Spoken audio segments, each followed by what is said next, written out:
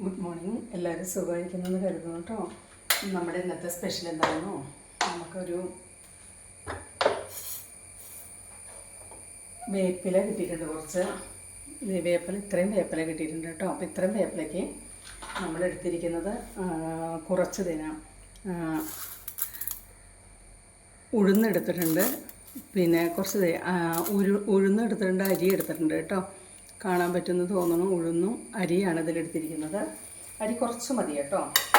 പിന്നെ ഇത്തിരി ഇഞ്ചി, വെളുത്തുള്ളി നൈസായിട്ട് അരിഞ്ഞതുണ്ട്.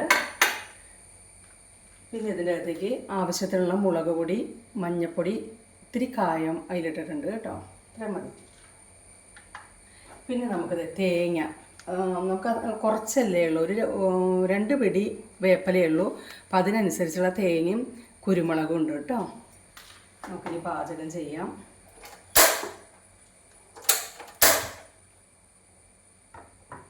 അത് നമുക്കിതൊന്ന് ചൂടാക്കി എടുക്കാം.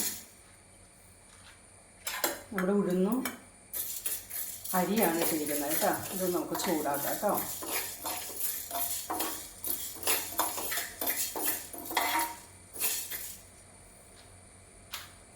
ഉഴുന്നരിയും ചൂടാക്കാൻ വെച്ചിട്ടുണ്ട്. ചൂടായി വരട്ടെ.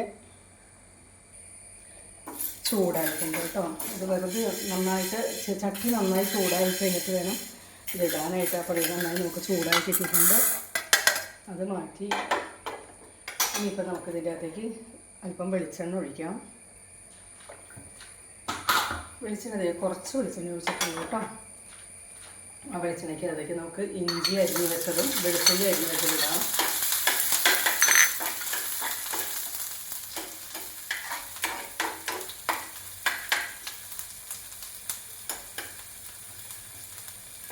ഇഞ്ചി വെളുത്തുള്ളിയൊക്കെ ശരിക്കും ഒരുപോലെ നമുക്ക് മുരിഞ്ഞ് കിട്ടണമെങ്കിൽ എല്ലാം ഒരേപോലെ അരിഞ്ഞെടുക്കുവാണെങ്കിൽ ഏത് സാധനം നമുക്ക് അങ്ങനെ കിട്ടും കേട്ടോ. പെട്ടെന്ന് ഒരേ അളവിലരിഞ്ഞാൽ മുരിഞ്ഞ് കിട്ടുമേ.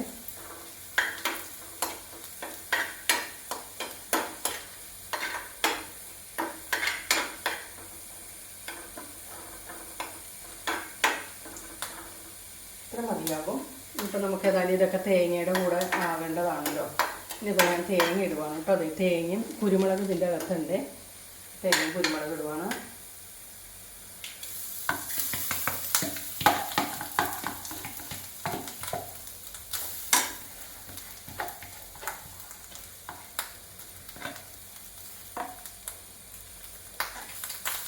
മല്ലിപ്പൊടി ഒരു പ്രാവശ്യം ഞാൻ ഉണ്ടാക്കിയപ്പോൾ മല്ലിപ്പൊടി ചേർത്തിരുന്നു കേട്ടോ.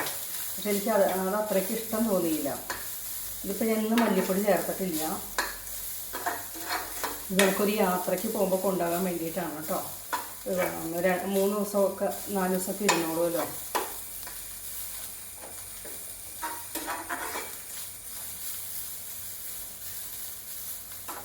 ചൂടാക്കിയിട്ട് നന്നായി ഒന്ന് മുരിഞ്ഞ് വരട്ടെ. ഇത് മുരിഞ്ഞ് ഒരുവിധമൊക്കെ ഇതായിട്ട് തുടങ്ങിയിട്ടുണ്ട് കേട്ടോ. ഇപ്പം നമുക്ക് വേണമെങ്കിൽ ഇതിൻ്റെ കൂടെ നമ്മുടെ വേപ്പില ഇടാം കേട്ടോ.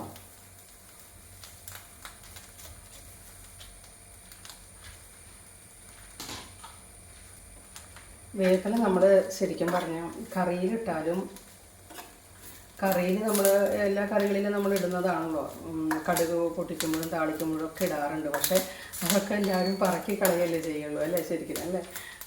എന്നാലും നമുക്കിതിങ്ങനെ വേപ്പില കട്ടി ഉണ്ടാക്കുകയാണെങ്കിൽ ഇതിലൊരു പ്രത്യേകത, ഈ വേപ്പില ഇതിൻ്റെ അകത്ത് കിടന്ന് നന്നായി കൂടി യോജിച്ച് കഴിഞ്ഞ് കഴിഞ്ഞാൽ നമുക്കിത് വറുത്ത് പൊടിയാക്കിയ വേപ്പില നമ്മുടെ അകത്ത് തരും അല്ലേ.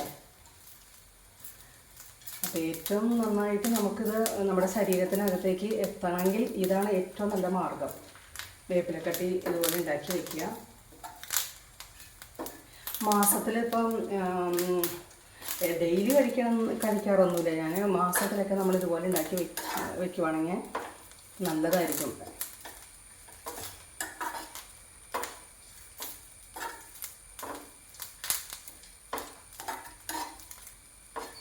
കൂടി ഒന്ന് ചൂടായി വരട്ടെ കേട്ടോ. അതൊരു പാകത്തിലെത്തണം രണ്ടും. കേട്ടോ ഒരുവിധം നന്നായി ഒരേ പാകത്തിനായിട്ടുണ്ട്. വേപ്പിലയും തേങ്ങയൊക്കെ ശരിയായിട്ടുണ്ട്. നമുക്ക് നേരത്തെ വറുത്ത് വെച്ചിരിക്കുന്ന അരിയും പിന്നെ നമ്മുടെ എന്താ പറയുക ഉഴുന്നും ദേ ഇവിടെ മാറ്റി വെച്ചിട്ടുണ്ട് കേട്ടോ. ഇനിയിപ്പോൾ നമുക്കിതിലേക്ക് ഇടാനുള്ളത് അല്പം മഞ്ഞൾപ്പൊടി,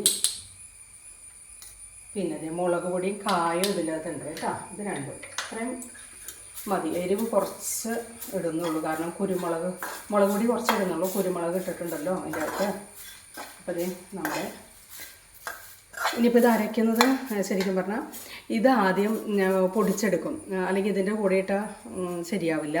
ഇത് ആദ്യം പൊടിച്ച് മാറ്റി കഴിഞ്ഞിട്ട്, കാരണം ഇത് ഒത്തിരി പൊടിയാൻ ബുദ്ധിമുട്ടാണല്ലോ, അത് പൊടിച്ച് കഴിഞ്ഞിട്ടാണ് ഇതെല്ലാം കൂടി ഇടുള്ളൂ കേട്ടോ.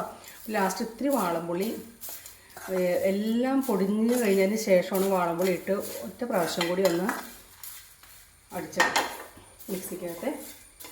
അപ്പോൾ നമ്മുടെ വേപ്പിലക്കട്ടിക്കുള്ള കാര്യങ്ങൾ റെഡിയായി കേട്ടോ. ഓക്കെ.